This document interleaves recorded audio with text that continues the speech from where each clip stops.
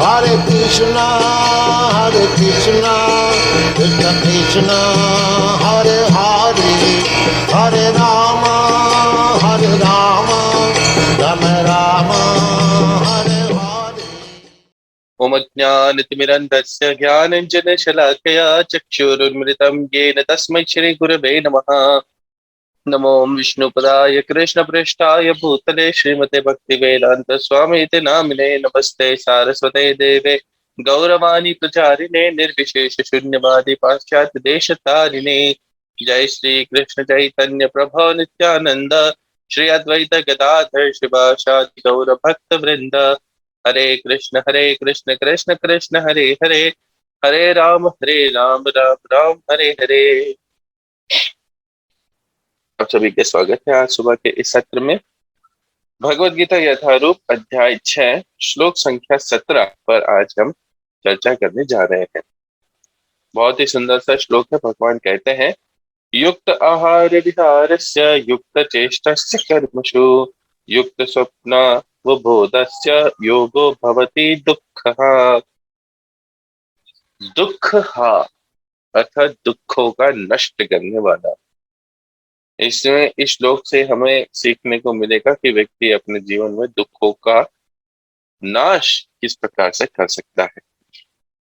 जो खाने, सोने, अमोद, प्रमोद तथा काम करने की आदतों में नियमित रहता है, वह योगाभ्यास द्वारा समस्त भौतिक क्लेशों को नष्ट कर सकता है। क्या करना होगा यदि आपको वास्तविकता में सभी दुखों पर विजय प्राप्त करनी है? तो आपको सबसे पहले स्वयं के जीवन को नियमित करना होगा। नियमित करने मात्र से ही आप बराबर दिशा में बढ़ सकते हैं।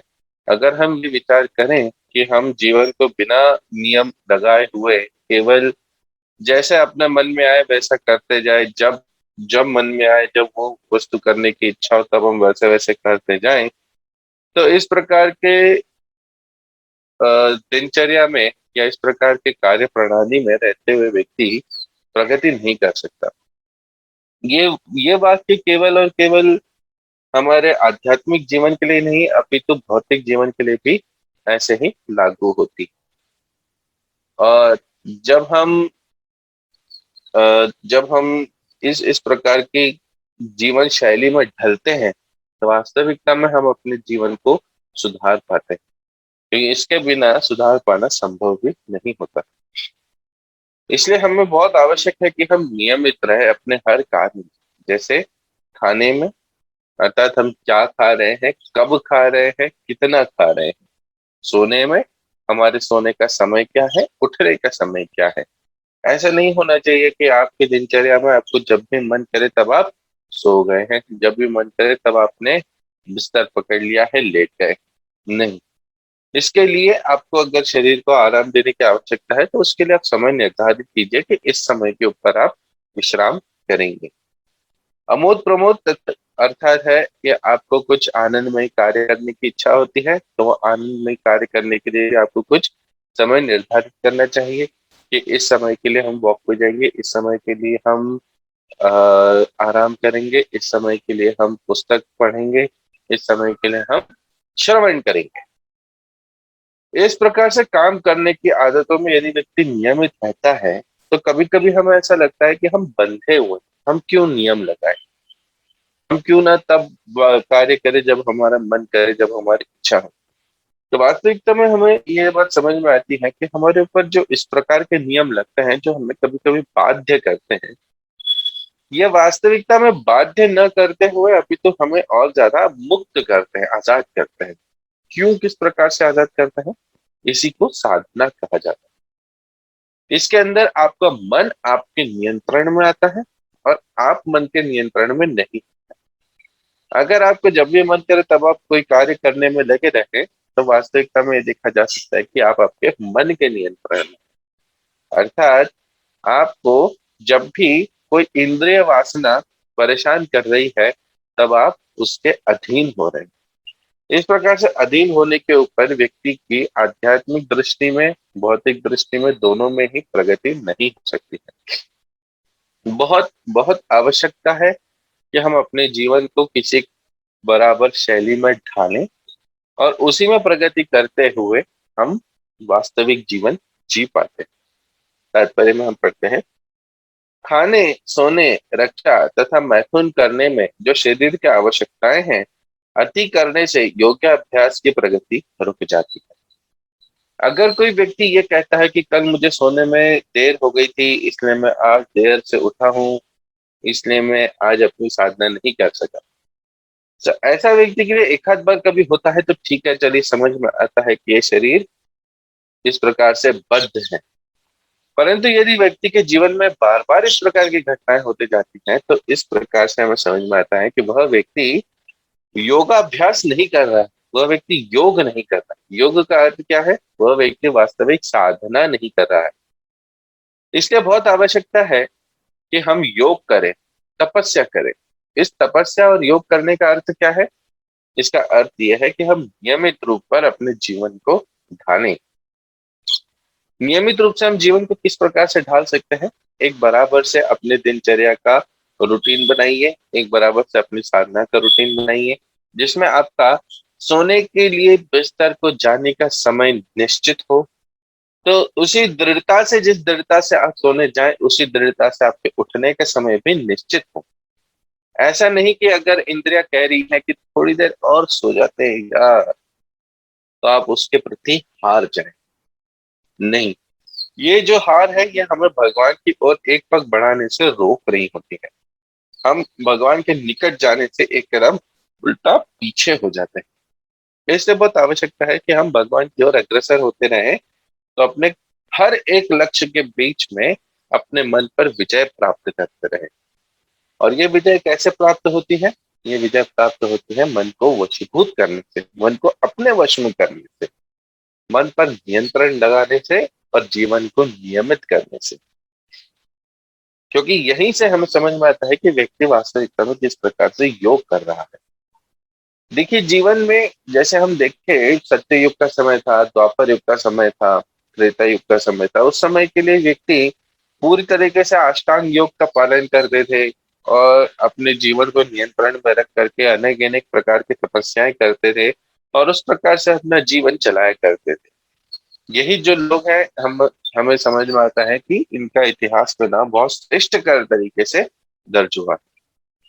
परंतु ये जो युग है कलयुग का, इसके अंदर हमें वो सब तपस्याएं भी करना संभव नहीं है, उस प्रकार के जीवन जीना भी संभव नहीं है। हमारा जो जीवन है वो अत्यंत कहीं न कहीं किसी भौतिक वस्तु के बीच में फंसा हुआ है और हमें उसमें कहीं न कहीं लगे हुए रहना पड़ता ही है। इसीलिए जीवन को ढालने के लिए जो इस युग के अंदर तपस्याएं हैं, वो बहुत ज्यादा नहीं है, वो बहुत छोटी छोटी और बहुत कम तपस्याएं हैं।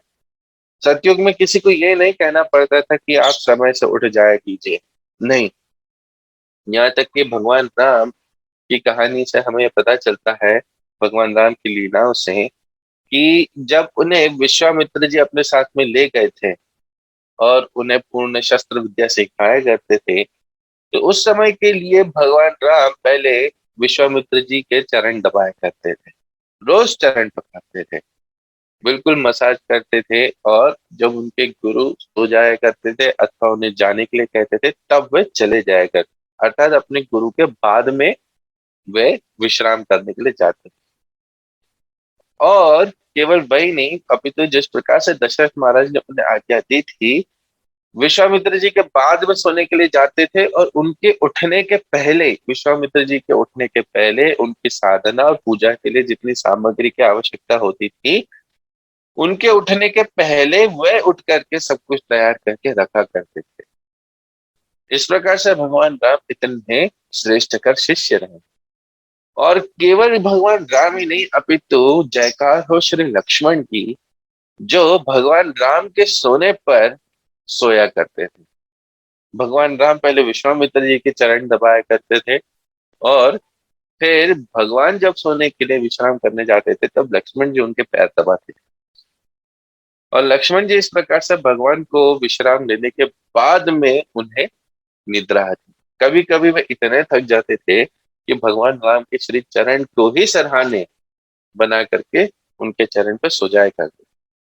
इस प्रकार से उस युग के अंदर इतना कठोर श्रम करते थे, इतनी कठोर तपस्या करते थे, परंतु हमें इस युग के अंदर तो इतनी तपस्याएं करनी होती भी नहीं।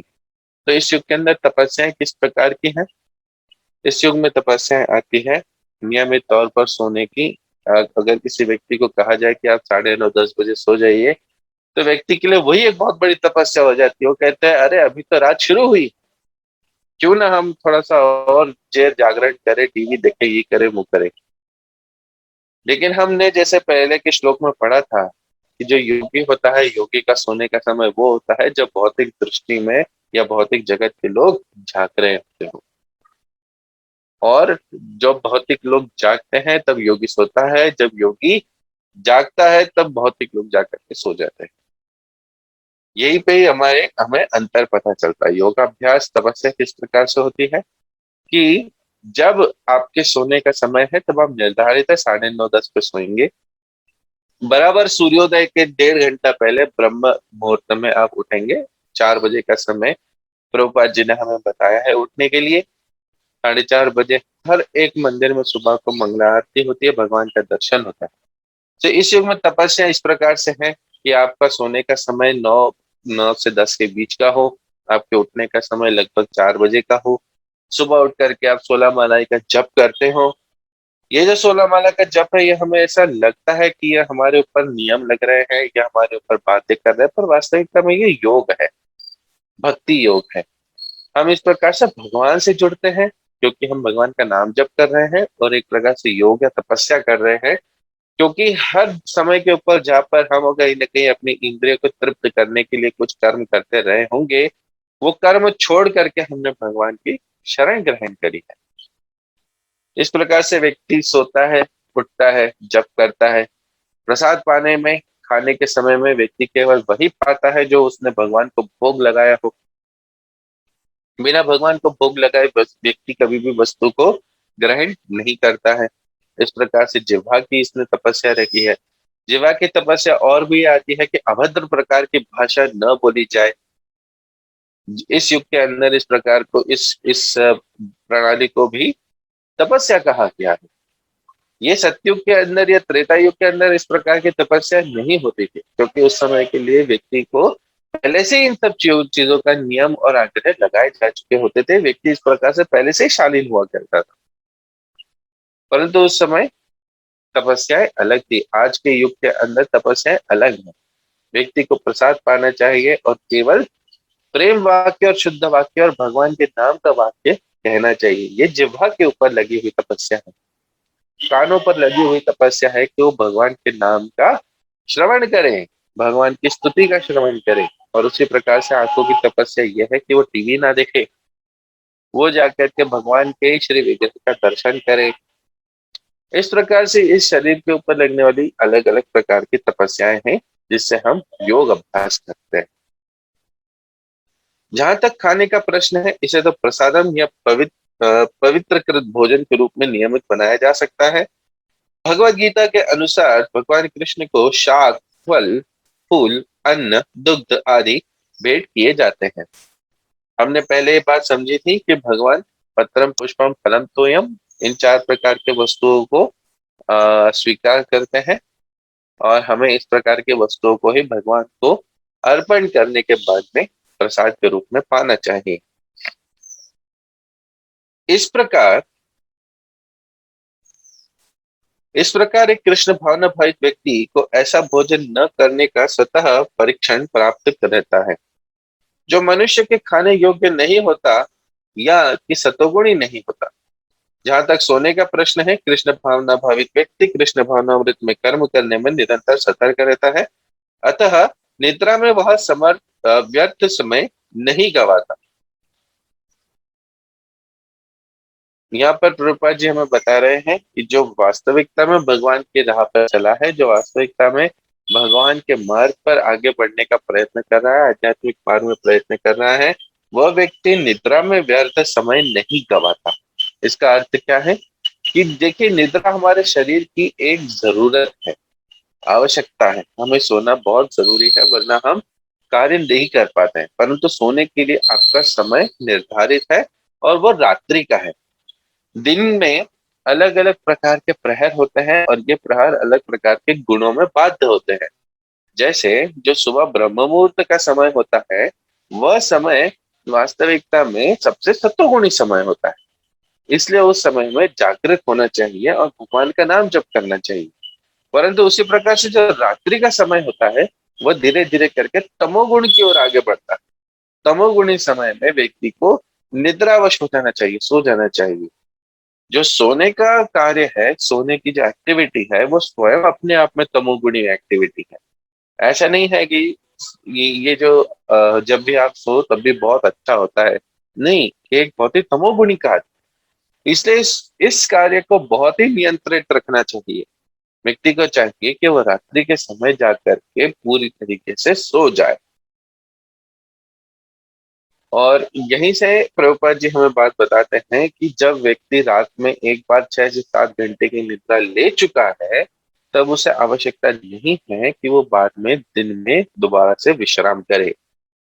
ये बात युवाओं के लिए कही जाती है। जो व्यक्ति वृद्ध होते हैं और जो बहुत छोटे बच्चे होते हैं, उनके लिए दोपहर को सोना शास्त्र उन्हें परवानगी देता है।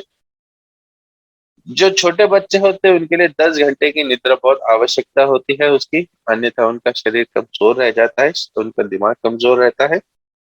इसलिए छोटे बच्चे और वृद्धों को छोड़ करके बाकी जो लोग तपस्या करने में रुचि रखते हैं, उनको चाहिए कि वे इस प्रकार का जीवन जिए जहां पे उनकी निद्रा बहुत ही नियमित हो। केवल शरीर को जितना रिक्वायर्ड है, बहुत ज्यादा आवश्यकता है, केवल उतनी ही नींद ली जाए।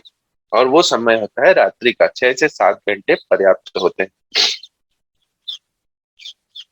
अव्यर्थ कालत्वम कृष्ण फम न भय, व्यक्ति अपना 1 मिनट का समय भी भगवान की सेवा के बिना नहीं बिताना चाहिए।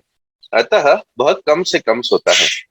इसके आदर्श श्रील रूप गोस्वामी है। अब देखिए, सबसे कम से कम सोने के लिए प्रभुपाद जी हम कहते हैं कि शरीर को जितनी आवश्यकता है, उन आवश्यकताओं को भी कम करते हुए जितनी निद्रा कम हो सके उतना कम सोना चाहिए। और उसमें भी हमारे जो आचार्य हैं श्रील रूप गोस्वामी, उनके बारे में प्रभुपाद जी बताते हैं कि इसके आदर्श श्रील रूप गोस्वामी है, जो कृष्ण की सेवा में निरंतर लगे रहते थे और दिन भर में 2 घंटे से अधिक नहीं सोते थे और कभी कभी उतना भी नहीं सोते थे। दिन भर में अर्थात रात्रि के समय में वे जब विश्राम करते थे तब मात्र 2 घंटे के लिए ही विश्राम करते थे और कभी कभी उन्हें उनके शरीर की उतनी भी आवश्यकताएं नहीं होती थी। इस प्रकार से श्रील रूप गोस्वामी जी ने अपना जीवन बिताया था। केवल वही नहीं कि रूप गोस्वामी जी जो आज से 500 वर्ष पूर्व हुए, परंतु प्रभुपाद जी का अपना खुद का उदाहरण है। प्रभुपाद जी बहुत ही विनम्र है, जिस वजह से वे स्वतः स्वतः का उदाहरण नहीं देते हैं। परंतु प्रभुपाद जी के बारे में जो उनकी गाथा है, आ, उनके ऊपर लिखी हुई जो पुस्तक है प्रभुपाद लीला अमृत, प्रभुपाद लीला अमृत में हमें पता चलता है कि प्रभुपाद जी जब विश्राम करते थे, वे रात को 10 बजे विश्राम करने के लिए जाते थे और बराबर से 2 बजे उठ जाया करते थे। 4 घंटे की नींद लेते थे मात्र। और कभी कभी वो समय और भी कम हो जाता था जब प्रभुपाद जी और जल्दी उठते थे या और थोड़ी देर से जाकर के सोते थे। प्रभुपाद जी स्वयं इससे ज्यादा अधिक निद्रा नहीं लेते थे, इससे ज्यादा अधिक सोया नहीं करते थे। प्रभुपाद जी क्या करते थे? प्रभुपाद जी तब जाग करके हमारे लिए श्रीमद् भागवत जैसे ग्रंथ का हमारे लिए ट्रांसलेशन करते थे। हमारे लिए प्रभुपाद जी ने इस प्रकार के ग्रंथ लिखे हैं। अंग्रेजी में अनुवाद करते हुए प्रभुपाद जी ने इन दिव्य ग्रंथों की लिपि को तैयार किया है। जब प्रभुपाद जी रात्रि में जाग करके श्री चैतन्य चरितामृत, श्रीमद् भागवतम और भगवद गीता जैसे महान शास्त्रों का अनुवाद किया करते थे। और दिन के समय में उनके लिए हमेशा कोई ना कोई व्यक्ति उनसे भेंट करने के लिए आया करता था। सुबह के मॉर्निंग प्रोग्राम में जैसे मंगला आरती होती थी, जप का समय होता था, तब प्रभुपाद जी मॉर्निंग वॉक पे जाकर के जप किया करते थे। उसके बाद में लेक्चर का समय होता था, दर्शन आरती का समय होता था, गुरु पूजा का समय होता था, 9 बजे प्रसाद का समय होता था। प्रसाद पाने के बाद में प्रभुपाद जी का 10 बजे कहीं लेक्चर होता था या कहीं किसी से मिलने का समय होता था। इस प्रकार से प्रभुपाद की जो दिनचर्या थी वो पूरी तरीके से फिक्स हुआ करती थी। हमेशा उनके कोई ना कोई अपॉइंटमेंट्स लगे ही रहते थे। और इस प्रकार से पूरे दिन भर के लिए व्यस्त रहने के बाद में प्रभुपाद जी रात को आने के बाद में 9 बजे या 10 बजे जाकर के एक गिलास दूध पी करके सो जाया करते थे, और 2 बजे पुनः उठ करके वापस से वही दिनचर्या लगी रहती। अब यहाँ पर एक बात हमें प्रश्न के रूप में उठती है कि क्या इस प्रकार से व्यस्त रह करके व्यक्ति थकता नहीं है? क्या इस प्रकार से व्यस्त रहने में आनंद अनुभव करते हैं हम?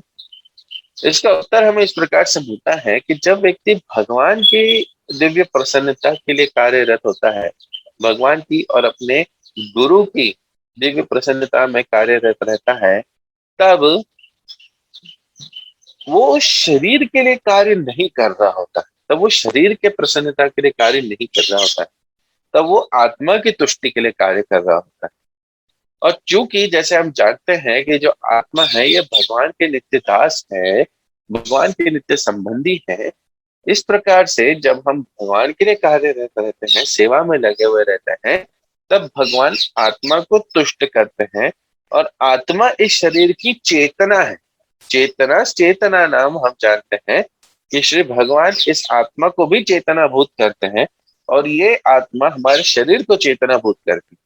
अर्थात जब हम आत्मा को तुष्ट करने में लगे रहते हैं, तो शरीर की आवश्यकता अपने आप घटने लग जाती है, पूर्णतः धीरे धीरे करके समाप्त होने लगती है। ध्रुव महाराज की कथा से हमें ये बात समझ में और भी अच्छे से आती है।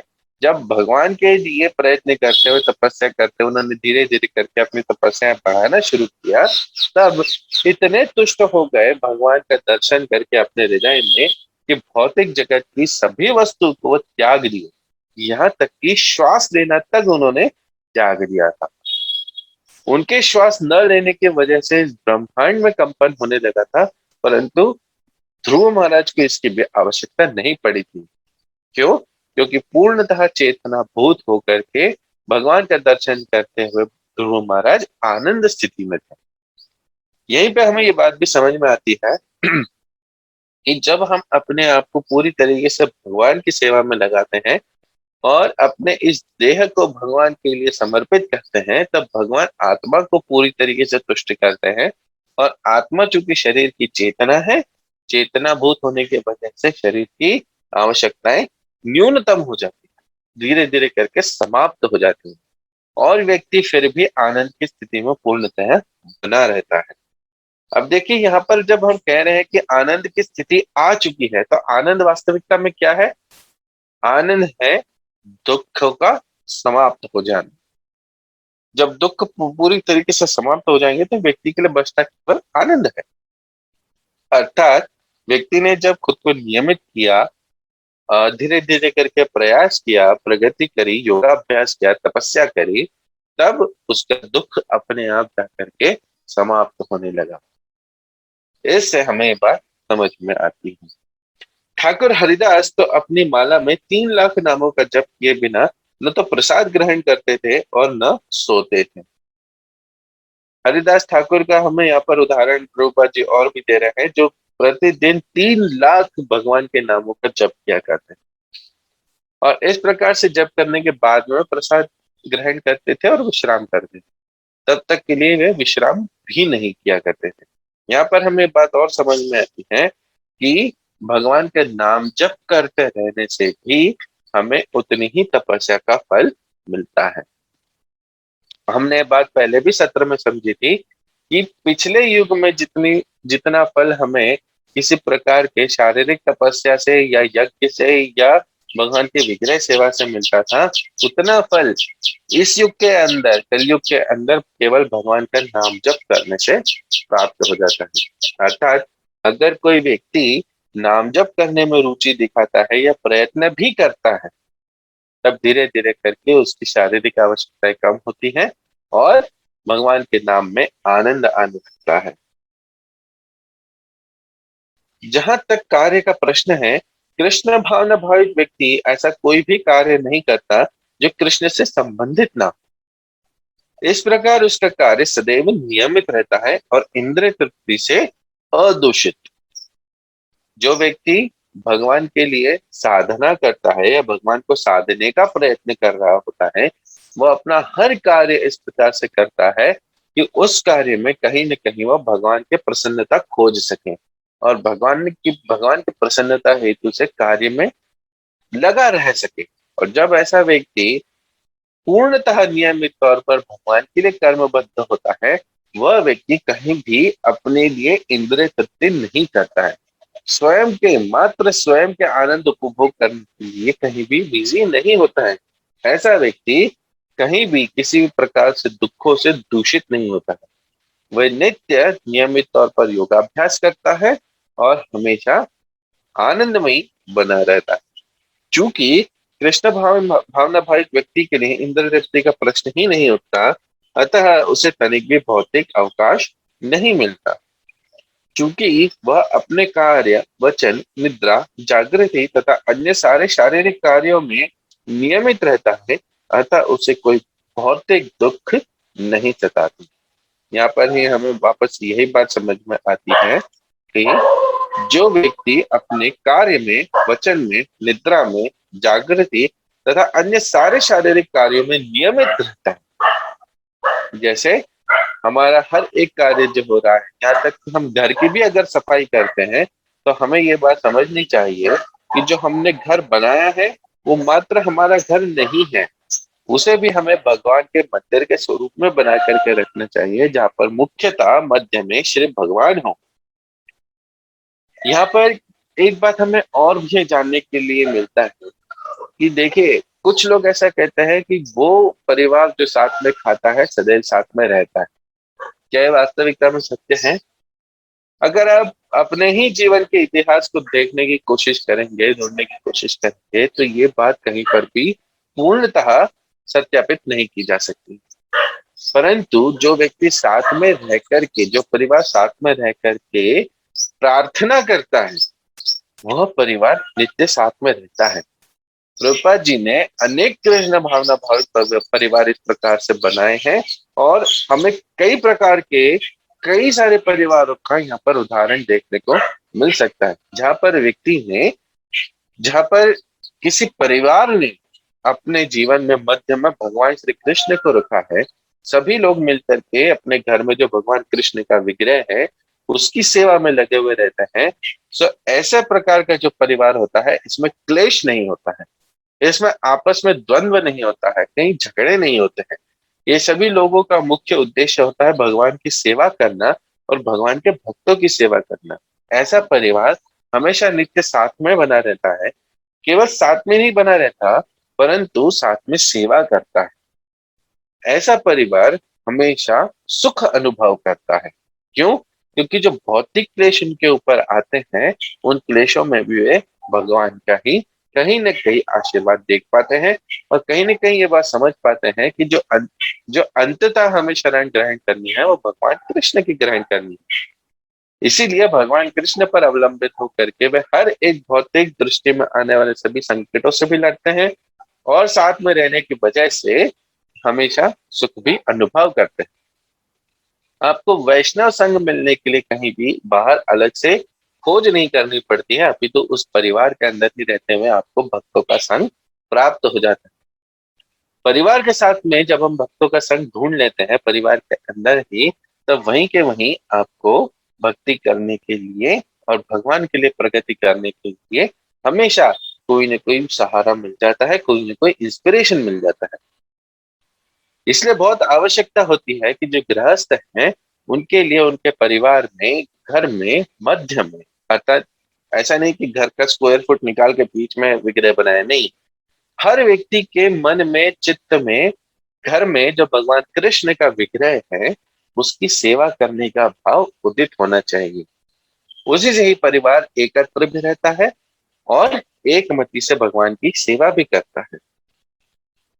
इसी प्रकार से आगे प्रभुपाद जी लिखते हैं कि कार्य के बाद में वचन, अर्थात अपनी बोली से भी हमेशा भगवान की सेवा करते रहें। जिस प्रकार से हम कहीं ना कहीं किसी दूसरे व्यक्ति को भगवान के बारे में बताएं या श्रीमद् भागवत के बारे में बताएं, भगवत गीता के बारे में बताएं, जो हम सुनते हैं, श्रवण कर रहे हैं, वही श्रवण करके किसी और को बताएं, जिससे कि जो व्यक्ति हमसे ये विद्या ग्रहण करता है उसका भी लाभ हो और हमारा भी लाभ हो। इस प्रकार से वचन मात्र से भी भगवान की सेवा की जा सकती है। निद्रा, निद्रा का हमने अभी समझा किस प्रकार से हमें सोने उठने का समय नियमित रखना चाहिए, और कैसे हम अपनी निद्रा को भी भगवान की सेवा में लगा पाए। जो निद्रा है, जो हमारी नींद है, वो एक तमोगुणी कार्य होता है, परंतु इस कार्य को भी हम जब इस उद्देश्य से करें कि हमने यहाँ पर निद्रा को भी भगवान की सेवा में लगा के रखा है, हमें कहीं पे ये बात पहले ही विचार करके रखी है कि जब हम सोएंगे तो इस काल पर, उठेंगे तो इस काल पर, और उठ करके हम भगवान को प्रणाम करेंगे, भगवान का नाम जप करेंगे, तो इससे हमें समझ में आता है कि हमने निद्रा को भी भगवान की सेवा में लगाया। सो ये निद्रा को भी, अर्थात इस तमोगुणी कार्य को भी भगवान की सेवा में लगाया जा सकता है। निद्रा और जागृति तथा अन्य सारे शारीरिक कार्यों में नियमित रहता है। हमें अपने सभी समस्त शारीरिक कार्यों में नियमित रहना चाहिए, और नियमित रह करके ही हम वास्तव में भगवान से अपना योग कर सकते हैं। अतः उसे कोई भौतिक दुख नहीं सताता। इस प्रकार का जो व्यक्ति होता है, अब देखिए, जब आप अपने आध्यात्मिक कार्यों को नियमित तौर पर करते हैं, उनके अंदर कुछ नियम लगा देते हैं, तब केवल आध्यात्मिक कार्य नहीं परंतु हर एक कार्य नियमित तौर पर होने लगता है। जहां पर हमारा कार्य निश्चित होता है कि इतने बजे मुझे ऑफिस के लिए जाना है तो जाना ही है, इतने बजे ऑफिस से आना है तो आना ही है, उस प्रकार से हमारा जीवन एक नियमित तौर पर ढलने लगता है, फिक्स होने लगता है कि हम किस समय को क्या करने वाले हैं, और तब हम पूरी श्रद्धा से और पूरे अपना मन लगा करके उस भौतिक कार्य को भी कर पाते हैं। ऐसे व्यक्ति को अपने भौतिक जीवन में भी श्रेय प्राप्त होता है, और ऐसा व्यक्ति भौतिक दुखों से मुक्त होने लगता है। धीरे धीरे करके उसके जीवन में पूर्ण शांति और पूर्ण आनंद अपने आप आता है। घर में अगर समृद्धि भी आती है तो भी इस प्रकार के कार्य प्रणाली होने से ही आती है। देखिए, भगवान भगवत गीता का ये ज्ञान आज से 5000 वर्ष पूर्व दे दिए ऑलरेडी। हमें केवल अपनी दृष्टि मात्र से इस बात को देखना होता है। अब अगर हम देखें कि जो आज के मोटिवेशनल स्पीकर्स होते हैं, वह इस प्रकार की खूब बातें करते हैं कि अपना एक टाइम टेबल बनाया जाए, अपने लिए एक कार्य प्रणाली बनाई जाए, अपना हर कार्य निश्चित समय पर किया जाए, उसके लिए निश्चित एक्टिविटीज हो, निश्चित समय हो, उसके लिए सामान निर्धारित हो, सब कुछ प्रकार से फिक्स प्रकार से रह करके प्लानिंग करते हुए आगे बढ़ा जाए। मोटिवेशनल स्पीकर्स ये आज के युग में बताते हैं, और भगवान इसी बात को आज से 5000 वर्ष पूर्व पहले ही अर्जुन को कह दी है कि अगर आपको किसी भी प्रकार की सक्सेस चाहिए, अगर आपको चाहिए कि आप अपने भौतिक कार्यों में अथवा किसी भी कार्य के अंदर आपको उन्नति प्राप्त करनी है, तो आपको क्या करना होगा? युक्त आहार विहारस्य युक्त चेष्टस्य कर्मसु युक्त स्वप्नावबोधस्य योगो भवति दुःखः। आपको नियमित रूप में होकर के अपने सभी कार्यों को करना होगा। आप सभी का बहुत बहुत धन्यवाद है आज सुबह के इस सत्र में आने के लिए। यहाँ पर हमने आज के इस सत्र से समझा कि किस प्रकार से जीवन को ढालना चाहिए और कितनी इस बात की आवश्यकता है। आप सभी का बहुत बहुत धन्यवाद है। हरे कृष्ण।